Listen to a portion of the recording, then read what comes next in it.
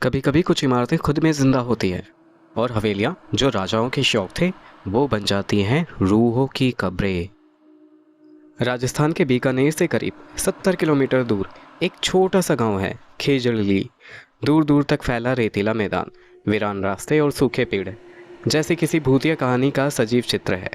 इस गांव की सीमा पर एक पुराना बंगला है, वीर हवेली, सालों से बंद। टूटी फूटी खिड़कियां, दीवारों पर कई और अंधेरे में डूबी उसकी खामोशी। लेकिन कहते हैं ये खामोशी हर रात टूटती है किसी की चीखों से। गांव वालों के मुताबिक ये हवेली शापित है। लोग कहते हैं कि यहाँ रात में रोने और चिल्लाने की आवाज़ें आती है। कई लोगों ने वहाँ अजीब आकृतियाँ देखी। कोई बुजुर्ग औरत जो चलती लाल आंखों से देखती है, कोई बच्चा जो हंसते हंसते गायब हो जाता है। लेकिन ये सब कहानियां नहीं थी। राजस्थान पुलिस को जब हवेली के पास 3 लोगों की लाशें मिली तो मामला गंभीर हो गया। मौतें रहस्यमयी थी, ना कोई खून, ना जहर, ना कोई चोट, जैसे किसी ने उनकी आत्मा ही खींच ली हो। इस केस की जिम्मेदारी मिली इंस्पेक्टर विक्रम राठौर को। 42 वर्षीय विक्रम एक बेखौफ और बुद्धिमान अफसर था जिसने कई अनसुलझे केस सुलझाए थे। लेकिन यह केस अलग था क्योंकि इसमें अपराधियों से ज़्यादा परछाइयों से लड़ना था। विक्रम अपनी सरकारी जीप से रात 8 बजे गांव पहुंचा, साथ में कांस्टेबल महेंद्र, जो पूरे रास्ते घबराया हुआ था। सर, इस हवेली में कोई नहीं जाता। यहाँ के लोग कहते हैं कि जो भी गया वापस नहीं आया, महेंद्र ने धीमी आवाज में कहा। विक्रम मुस्कुराया। डर और अफवाह के पीछे ही सच्चाई छुपी होती है, वही ढूंढने तो आए हैं। हवेली की ओर जाते वक्त हवा और ठंडी हो गई थी, जैसे आसमान भी चेतावनी दे रहा हो। हवेली के गेट पर जंग लगी जंजीरें थी। विक्रम ने टॉर्च जलाई और अंदर कदम रखा। हवेली अंदर से और भी डरावनी थी। टूटे फूटे फर्नीचर, दीवारों पर डरावनी तस्वीरें और फर्श पर पुराने खून के धब्बे। हवेली में अजीब सी गंध थी, जैसे मौत की। जैसे ही उन्होंने मुख्य हॉल में कदम रखा, अचानक दरवाजा अपने आप बंद हो गया। कौन है वहाँ?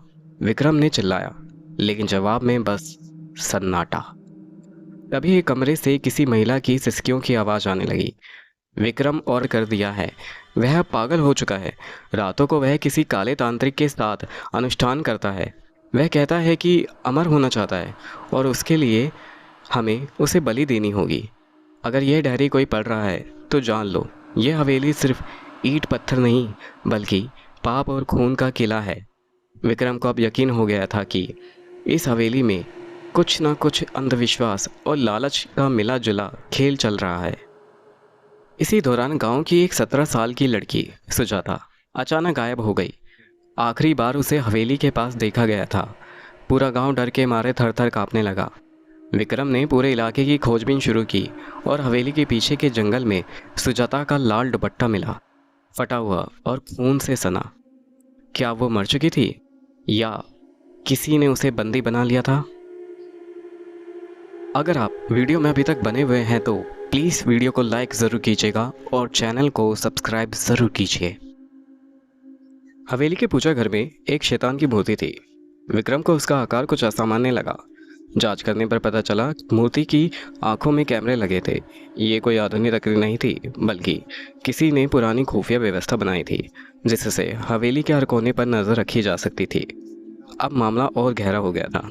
कोई इंसान हवेली में आने जाने वालों पर नज़र रखता था।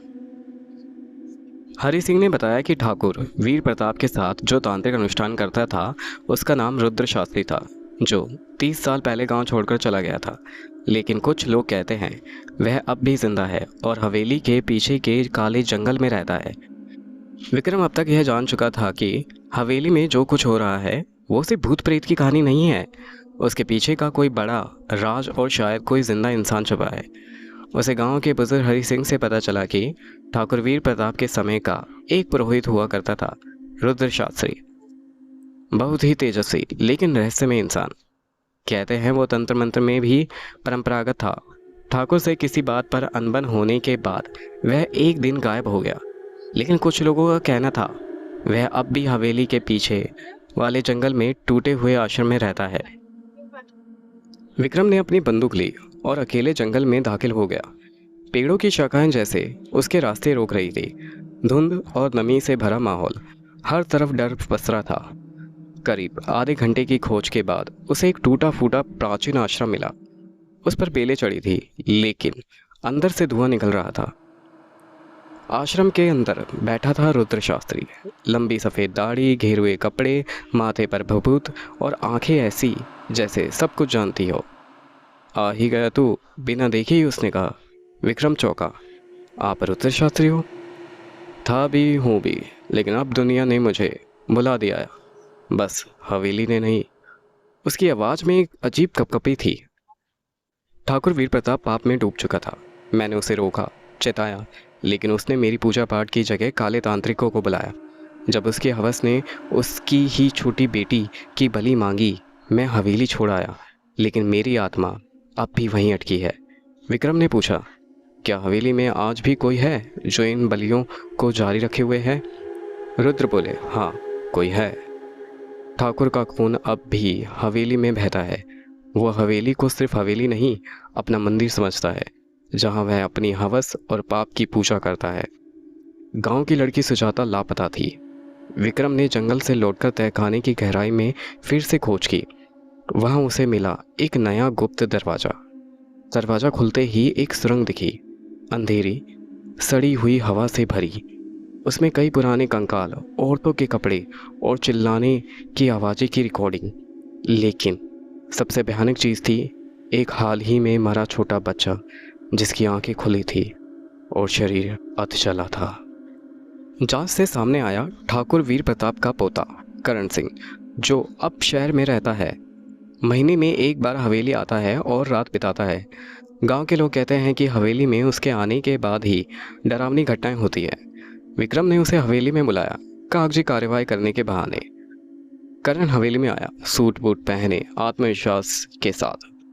इंस्पेक्टर साहब, मेरे दादाजी की हवेली है, अगर कुछ भूत हैं तो मेरे खून में होगा, उसने हंसते हुए बोला। विक्रम ने सवाल किया, सुजाता कहाँ है?